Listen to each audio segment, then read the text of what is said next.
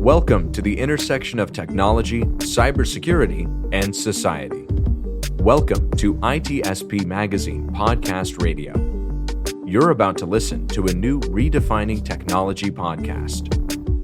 Standing on 2 feet, having dexterous hands, developing a language that allows us to communicate, and the ability to understand abstract concepts.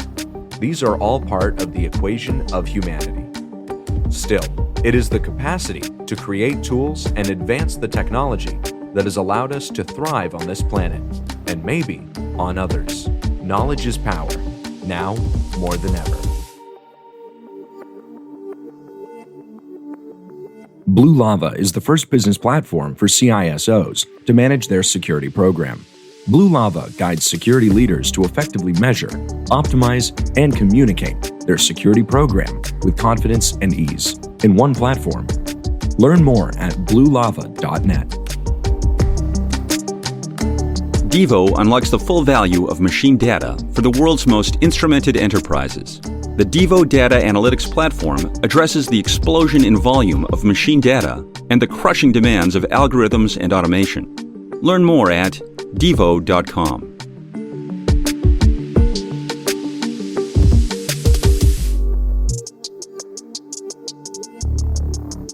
Marco. Sean. That hurt.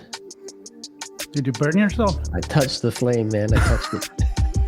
How many times do I have to tell you, don't play with fire? Don't play with fire. Well, the matches were there. The striker was handy. I had no choice. And you just get tempted. I was tempted. Get tempted all the time, right? Exactly.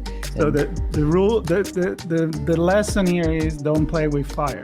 Don't play with fire. So what did you do? The neighbors around in the forest certainly don't want someone playing with fire. But here's one thing. So you can't just decide not to use fire. You need fire, right? So did you find a way to actually use it to cook and boil stuff and without just for pure destruction, without burning yourself? That's the point.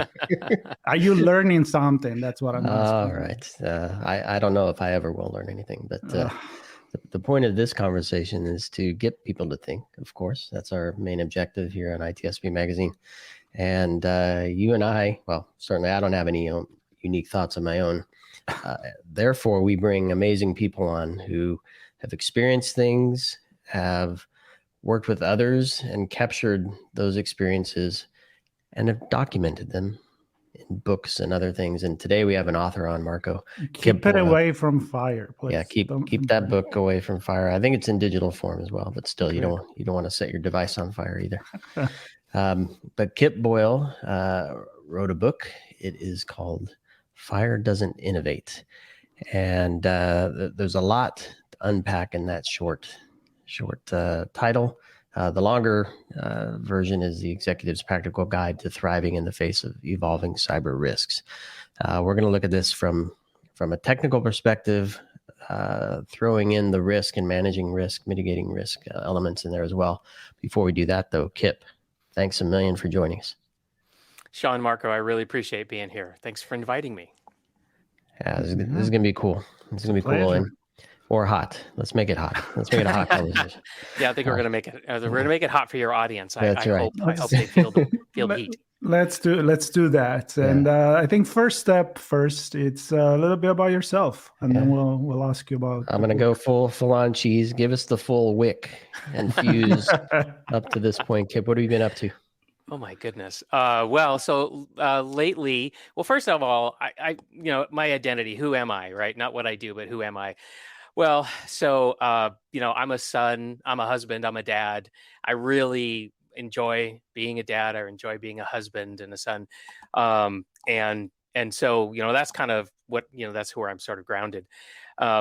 But I also spend a lot of time working in cyber risk management. In fact, I've been doing work in that area since the early 1990s when I was on active duty in the U.S. Air Force. I worked on a lot of classified weapon systems projects. And I had no idea what data protection was or what computer security was or anything like that until Uncle Sam taught me, how to compute securely. And this is before anybody ever heard "you got mail," come out of their modem. So when I left the Air Force, things were really starting to heat up. Like, regular people were starting to use the internet. And I remember thinking, okay, I'm ready to leave active duty. I wonder if anybody in the private sector will pay me to do this work, the stuff that I've learned that I kind of like, actually. I'm kind of weird that way. I kind of enjoy it. And so I've spent every working moment since then, in this space. Now, I discovered along the way that I kind of have this superpower, which is I know how to talk about highly technical things to senior decision makers who don't have a background in that stuff. And I kind of stumbled into that too.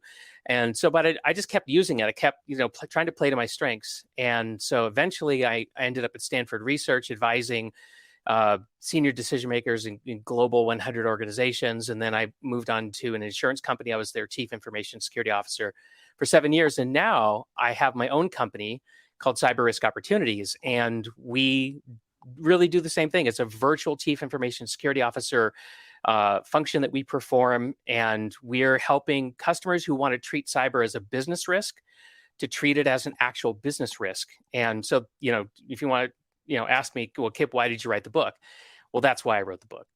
Well, you saved me some times right there from asking you the question. You don't have to ask the question. But I have many other questions. So Sure. I'm not, I didn't run out of gas. Again, we got to stop this, Sean. Stop me. That's cool. So I think it's a very, very important conversation because a lot of people perceive risk as something that if you do something that you don't have that risk anymore, right? Mm-hmm. And it's static, as you say. Correct. It's like I make a change and an assessment in my company. I figure out what is wrong. Now I have a great management. I have a great solution to combat risk, and I'm not at risk anymore. Right. And then you realize that you wake up the day after, and there is an innovation in the other side, that the never-ending fight between good and evil. Yeah. That is going to force you to rethink again. So this is what I get from the title of your book. Am I correct?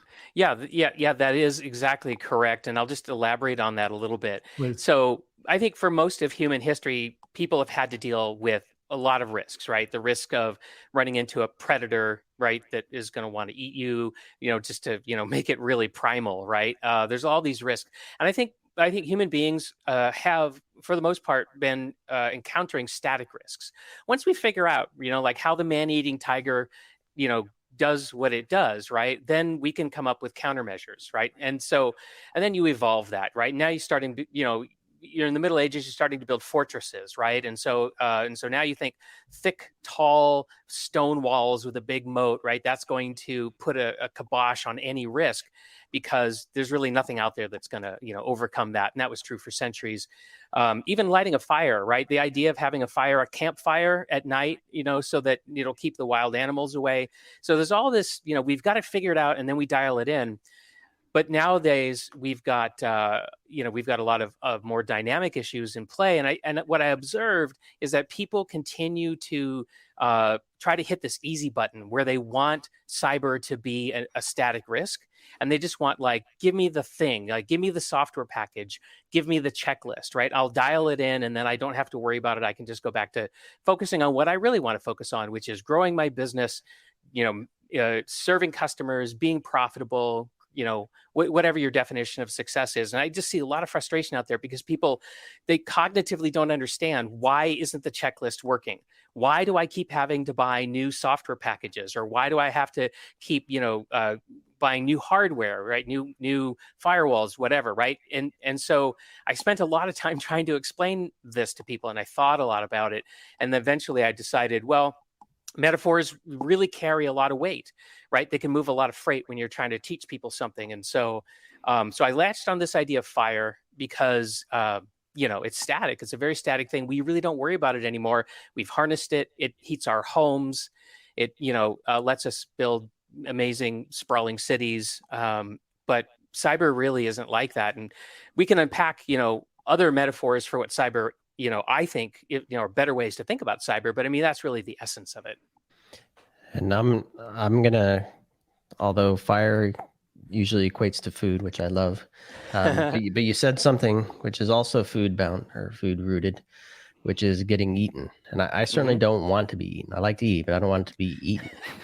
And so what you described there, as you're doing that, I was picturing the necessity to innovate, to mitigate and control that risk. And I think it's easy to see easy to see a dinosaur coming your way and you're like, holy crap, got to get out of here so I don't get eaten. It's less likely to identify a cyber threat. Yeah. And clearly mark it as that's about to eat me. Just because there's so many technologies and so many signals that there's a lot of noise. So talk to me a little bit about that, and you can bring it back to the fire if you like, and your book, of course, but just the ability nowadays or the inability to recognize I'm about to be eaten in the cyber sense. Yeah. Well, that goes back to another thing about human beings. Humans are used to seeing like the stuff that threatens them, just like you said, Sean. I can see something coming, and so I can prepare for it. I can, or at least I can scramble and get out of the way. But cyber is so weird because it's ethereal, it's abstract. And what I've found is that, people have a hard time thinking abstractly for a long period of time. Generally speaking, I mean, scientists, engineers tend to do it pretty well.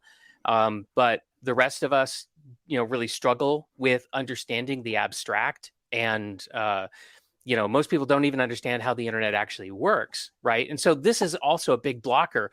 And that's why I try very hard to make as many abstract concepts as concrete as possible, because I found that really works. If you can say to somebody, that good cyber hygiene is like washing your hands several times a day. If you can say to them, using a password manager, several times a day is like washing your hands several times a day. You could say to them that pulling your credit report to check for signs of identity theft, well, that's like going to the dentist twice a year in order to get your teeth cleaned up, right? And you get a little checkup. So I like to ground these very abstract, ethereal things into very concrete stuff as much as possible. And I think that really helps people understand it. There's another impediment, which I want to kind of throw out here, which is a lot of people mistake their own personal risk tolerance for their organization's risk tolerance, right? So if you're a person who loves to jump out of airplanes, you're a self-described adrenaline junkie, right? You take massive risks, you're comfortable with that, but then you sign on and you become an employee at an organization that's not nearly as, has nearly as big of a risk appetite as you do, and that could lead to some wild mismatches, right? And so even though you understand that there's a threat and it's cyber related, but you could think, well, that's never going to happen to us, and you've got your reasons why, and so you don't take action. So just helping people understand what the threat is, I find isn't enough. You have to actually go the next step, and you have to actually talk to them about risk tolerance and risk appetite, and how they project their own personal position on it into their work decision making. Yeah, I agree with you. I mean, coming from advertising and branding, metaphors are your biggest ally. Like you want to you can deliver a message with that, and I like your idea of how high is your level of risk and how you manage that. But on the other hand, I can sense that in the conversation on your book, there is the fact that you want risk to be present, Absolutely. right? Because it's what stimulates innovation. Exactly. And I think that's a very core part of the conversation here, where we try to redefine technologies. So what drives what? And where do you find the balance? Which, if you have an answer, share it with us. That's another thing human beings aren't generally very good at, is striking balance and maintaining balance. People tend to fall to one extreme or the other because it's easy. People love the easy button, and the easiest thing for me to do is sit at one extreme or the other. I remember for years in my work, I struggled with this. I struggled with the idea that some risk is necessary in order for the organization to accomplish its mission, whatever it is. Its mission could be to maximize shareholder value. Its mission could be to support families in times of crisis, because they're a social service organization. Whatever it is, you have to take some risk. Otherwise, you're not going to be able to get those rewards, right? Risk, reward. The challenge is to balance that.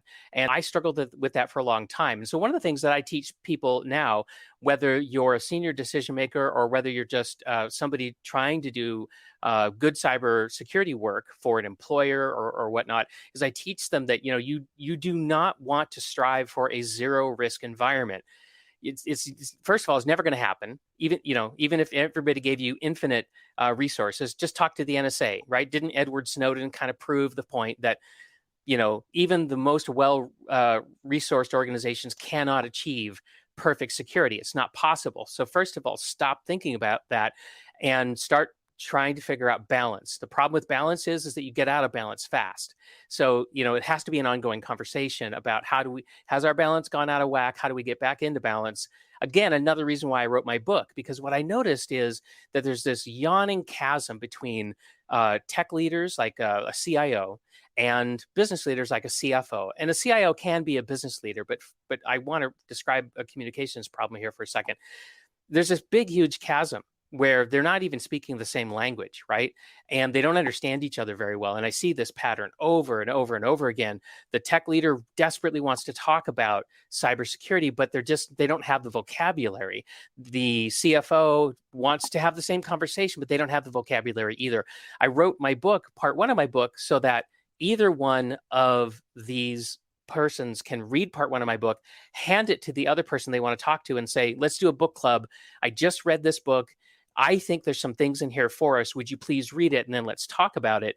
So it provides the overture. It helps you build that bridge. And then it gives you a vocabulary and some stories that you can use. You can say, okay, you read the book. What do you think about that story in there on page whatever? I think that's us. I think that could be us. How did that strike you? And so how do you get that balance? You got to have that conversation. You got to start that conversation. You got to keep it going. And I just find a lot of people really struggle just to get it started. And so I hope part one of my book can at least help people address that problem.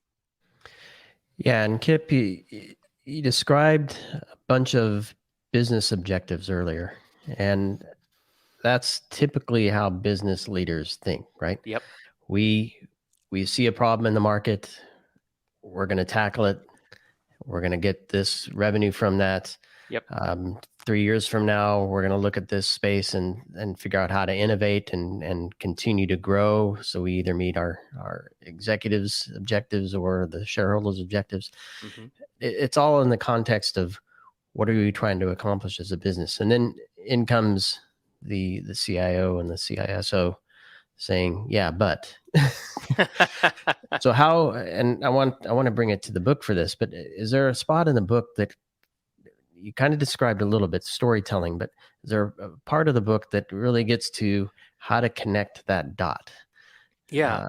Between those 2 points. Yeah. So part one helps you start the conversation, but I think the natural place that the conversation is going to take you to is, well, what are our top risks? Right? Because we've got, if you buy my premise, and I think it's self-evident, you've got infinite risks coming at you, but you have a fixed budget, right? So you're never going to be able to manage all the risks. So how do you know what your top risks are? Do you listen to your vendors, right? Are they the people who should be telling you what your top risks are? Do you read the New York Times and let the headlines in the newspapers tell you what your top cyber risks are? Where are you, if you're a highly regulated if you're in a highly regulated industry, maybe your auditors are telling you what your top cyber risks are. And my contention is no, none of those people can tell you what your top cyber risks are, because they all have a vested interest in something else, right? Their agenda is compromised. They're trying to sell you something, whether it's a new device or a newspaper. They want to sell that to you. The auditors tend to be backward looking. They tend to be fighting the last war, not the next war. Auditors are really interested in customer records, but what about your trade secrets? What about, your payroll records, right? So auditors never really give you the full scope. And so that gets you to part 2 of my book. Part 2 is all about how do you find your top cyber risks, and then how do you mitigate them, right? How do you, a practical way of finding them and a practical way of mitigating them. And that's another thing that I struggled with in my years working in cybersecurity is I tried all the risk assessment methods that I could, quantitative risk methods with statistical, formulas and Monte Carlo simulations. Then I also, worked with the, the heat maps, red, yellow, green, all the qualitative stuff. And I found it all lacking for different reasons. And so I kind of created something myself where I said, you know what, I want something that's practical, that is a blend of the qualitative and the quantitative. I want to take the best parts of those two worlds. I want to put them together. And then I want something that's going to have a bias towards action. I want to create something that's going to actually encourage people to want to do stuff. That's what part 2 of my book is about. It's about helping people get traction and get out of this swamp, this morass, where you feel like you're up to your hips in mud, right? And every step is a painful slog. And what I'm trying to do is get you out of the swamp and get you on to a blacktop freeway moving at 70 miles an hour. It's a big vision. I don't know. It's much better to run away from the dinosaur on pavement. I think so. Yeah. High speed. Yeah. Jurassic Park right here. That's yeah. right. So you got me really thinking here, because I kind of want to ask you, so what, the tips and advice, but I don't want to go there yet. Okay. I know you have some principles there that you want to share. Of course, people need to read the books, but you can tease us on that. But before we go there, what from a philosophical perspective, I'm always intrigued by what comes first. Like, I like the conversation about humanity and technology serving us. What drives innovation? Is it the money?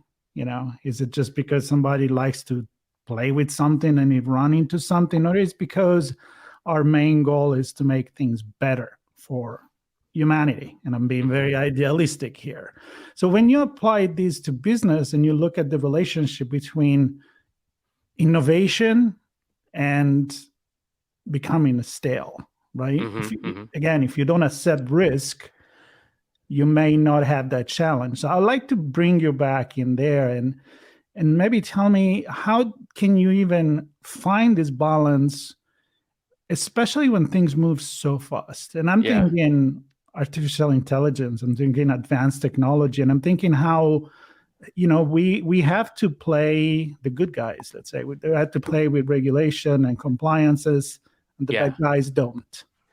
I don't know. Can you bring it to an example? Yeah. Even, Kip, because I'm thinking like the airline industry, right? That's, as a flyer, you don't want a lot of risky innovation, right? Yet perhaps you want to get there faster, right?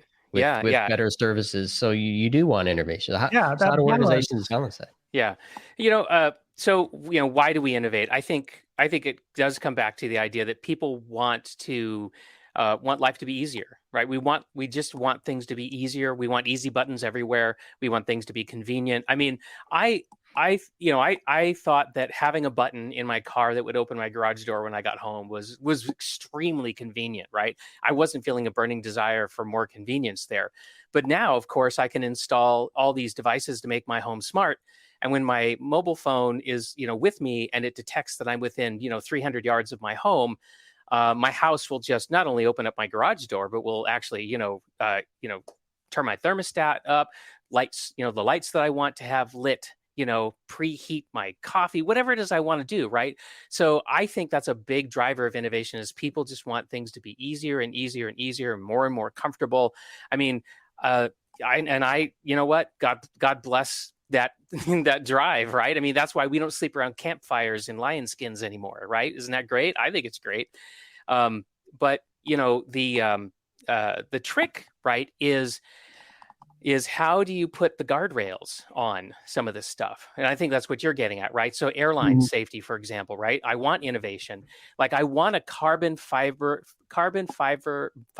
based airframe for my passenger jet, because that's going to increase fuel efficiency and it's going to decrease the creation of greenhouse gases, right? So there's a lot of virtue in that. But how do I make sure that airplanes that are not made out of aluminum are just as safe, or maybe even more safe, when they're made out of carbon fiber, right? So obviously human safety and everything has to be in there, because it's safety of life, right? When you talk about airlines. But let's talk about finance, because here's a great example, right? Let's look at distributed finance. Let's talk about cryptocurrency and all that. So why in the world is that taking off? And I think a lot of it is, again, comes back to convenience. Like, why should I have to go to a bank and incur fees if I want to conduct a transaction, if I want to change one currency to the next, right? So there's this desire to free myself from these middle people, and get my transactions done faster with less friction and so forth. Okay, fine. Again, can understand the motivation. Now let's look at the other side, right? So from a cybersecurity perspective, these different crypto exchanges and NFTs and stuff, I mean, the amount of fraud and the amount of thievery that's going on there is unbelievable. And I would say there are not sufficient guardrails in that space. We're in the bleeding edge of what does distributed finance actually mean. Some of that stuff's coming because we don't understand all the technologies, and we're doing our best to implement, like smart contracts, for example. I heard this really cool thing the other day. I hope I can say it really well, but smart, what did they say? Smart contracts are a self-fulfilling bug bounty, I think is the way they said it, right? So you break a smart contract and then money falls out. And so you prove the bug and you get paid at the same time. And nobody's breaking the crypto, by the way. They're just, digging at the implementation of the code. So, and we don't have guardrails for any of this yet. The government's trying to figure out, like, how do we put some guardrails on here? Do we want guardrails? And then you've got a lot of crypto enthusiasts who don't believe that there should be any guardrails, right? That the industry should mature itself, should police itself, and maybe that is the right answer, but it's fascinating nonetheless, right? How do you get that balance? It's not easy. It's a huge, heated conversation right now. I'm watching it play out, in online venues and so forth. And I think this is how you find that balance. Is you just have to have you've got to go out there and try stuff, and then you've got to talk about it a lot, and those conversations get heated. Yeah. Yeah. And Go I ahead, think, Sean. yeah, no, a ton of questions. I know, because I think the main point there, and then I'm going to turn to my question, is that as long as somebody has the opportunity to opt in or opt out of that model, and either accept or reject or divert or whatever that risk, then I personally think, fine, go for it and see. But as soon as somebody's hooked into the net and doesn't realize it, and they become in jeopardy, I think it's a little more challenging. Definitely. And so I want to use that point actually to talk about, because Marco talked about all the good virtuous stuff. We're going to make the world better, and yes, we'll make money, and hopefully that can help make the world better. But I'm thinking like restaurants and people who are chefs, and a lot of them innovate and create just for the sake of innovating and creating, out of a passion for something new. An artist would be the same, pure right? Delight, just for delight, pure delight. And I can think about them, and the reason I didn't go with artist and went with, and maybe it's a good analogy still, but went with a chef and a restaurant owner, is they are running a business, so they want to be creative in what they make and how they bring it and deliver it and serve it, and the experience they provide their customers. And they can't get away from the technology. So my question to you is, how do organizations and the individuals that run them, that are passionate about a trade and rely on technology to make that trade possible and scalable, how do they get a view of what risks they have from the innovations that they're bringing through technology? At this point, the most reliable way to get that view is to talk to an expert, right? Is to have somebody who deeply understands it come and talk to you. The barrier, though, is that most people who deeply understand that cannot talk to you in a way that you want to be spoken to. In other words, they're going to come to you and talk to you in essentially ones and zeros. right? That's the big barrier. There's a massive communication barrier there. And the other problem is that a lot of people who understand deeply the technology are very risk averse individuals, and they really struggle to feel comfortable with the way these technologies are being used. And so that kind of gets in the way. So you've got this very, typically risk averse person talking to this very risk accepting person.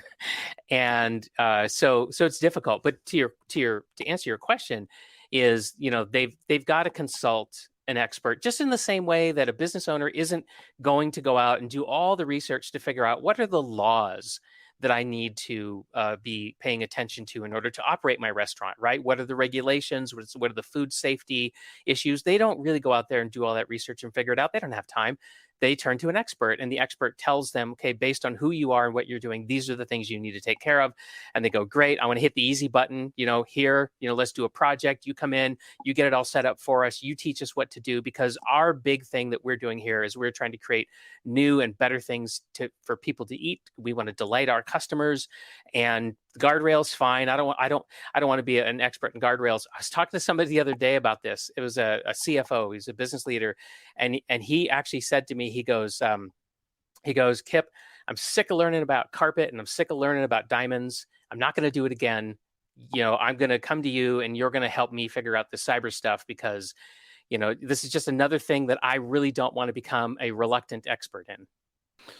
Yeah, it makes sense. And I'm capturing, as we're starting to wrap here, something from the abstract of your book, which says cybersecurity is not just a technology problem, it's a management opportunity. Definitely. So I would like to finish with that, because you've been kind of going there. It's like, look, risk is going to be there.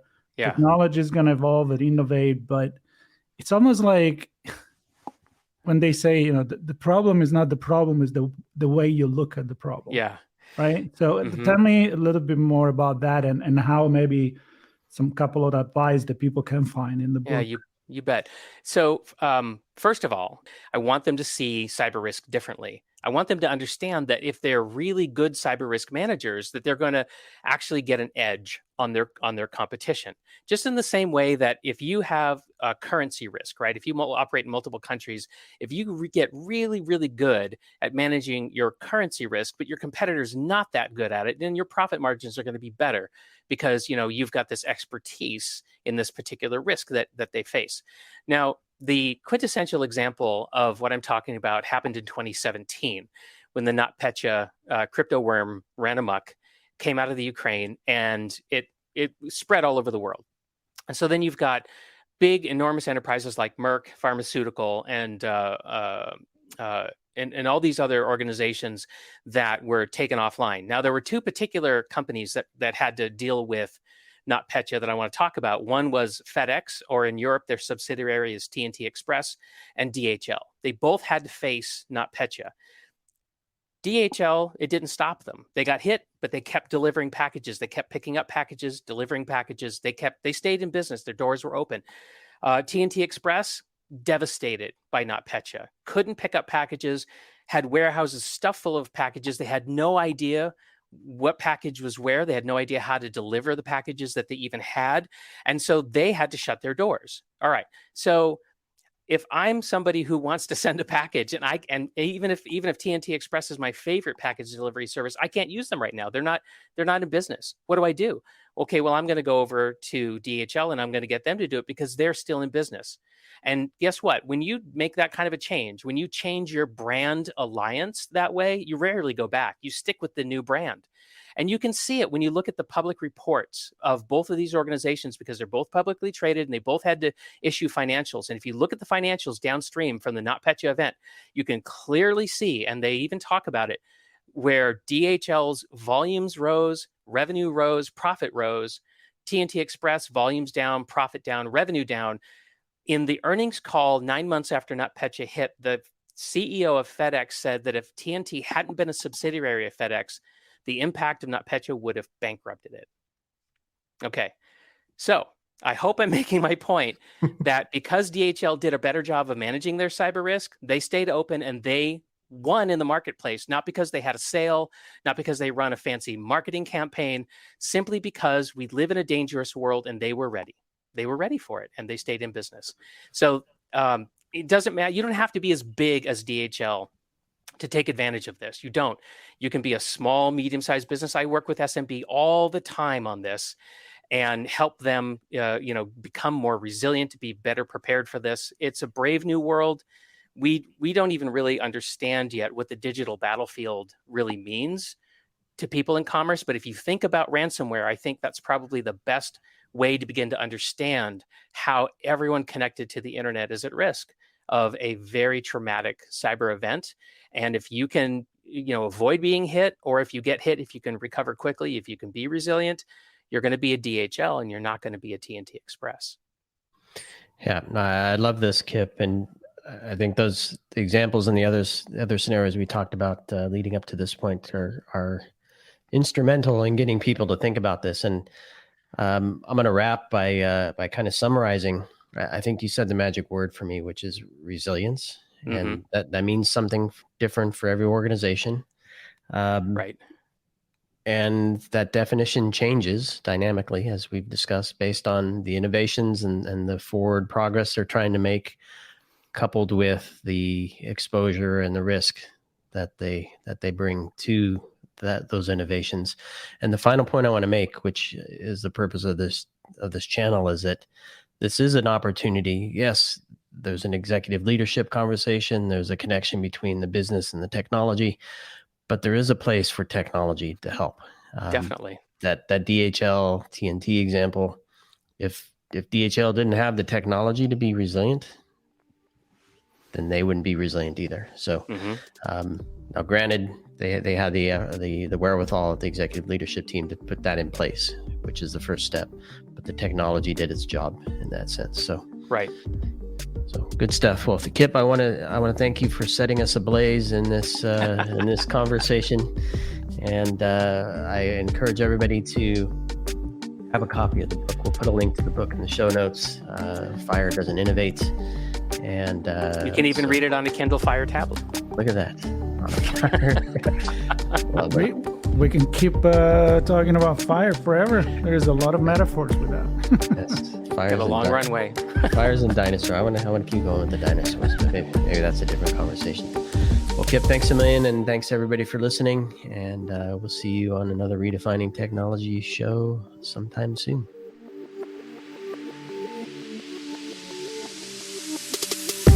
Devo unlocks the full value of machine data for the world's most instrumented enterprises. The Devo Data Analytics Platform addresses the explosion in volume of machine data and the crushing demands of algorithms and automation. Learn more at devo.com. Blue Lava is the first business platform for CISOs to manage their security program. Blue Lava guides security leaders to effectively measure, optimize, and communicate their security program with confidence and ease in one platform. Learn more at bluelava.net. We hope you enjoyed this episode of Redefining Technology Podcast. If you learned something new and this podcast made you think, then share itspmagazine.com with your friends, family, and colleagues. If you represent a company and wish to associate your brand with our conversations, sponsor one or more of our podcast channels. We hope you will come back for more stories and follow us on our journey. You can always find us at the intersection of technology, cybersecurity, and society.